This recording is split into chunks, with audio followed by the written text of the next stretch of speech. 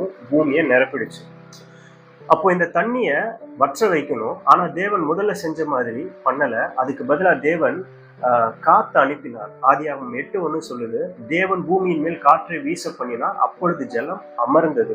இங்க ஜலம் அமர்ந்ததுன்னு இருக்கு. அதுக்கு முன்னாடி ஒரு காரியம் நடந்திருக்கு. அதுதான் காற்றை வீச பண்ணினார். அதுக்கான அர்த்தம் என்னன்னா, அந்த காற்று கிழக்கில் இருந்தும் மேற்கில் இருந்தும் அடிக்குது. இப்படி அடிக்கும் போது அந்த தண்ணீர் எங்க பிரியும்னா வடக்குக்கும் தெற்குக்கும் பிரியும். அப்படி பிரியும் போது அந்த தண்ணி வட துருவத்திற்கும் தென் துருவத்துக்கும் போகுது. அதை தான் நாம இன்னைக்கும் ஆர்டிக் அண்டார்டிக்னு சொல்றோம். இப்ப வரைக்கும் அது நம்ம கண்களுக்கு முன்னாடி இருக்கு.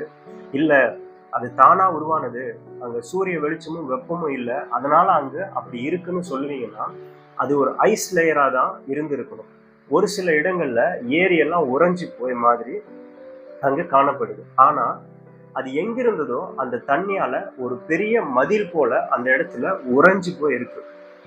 55 மில்லியன் சதுர கிலோமீட்டர் கொண்டு இருக்கு. அது ஒரு கரையை ஆரம்பிக்கும் போது கடல் நீர் மட்டம் அதிகமாகுதுன்னு சொல்றாங்க. ஆல்ரெடி இருந்த இடத்துல ஒரு தண்ணி கரைஞ்சா அது அங்கேயே தானே இருக்கணும். ஆனா தண்ணியோட அளவு அதிகமானதுனால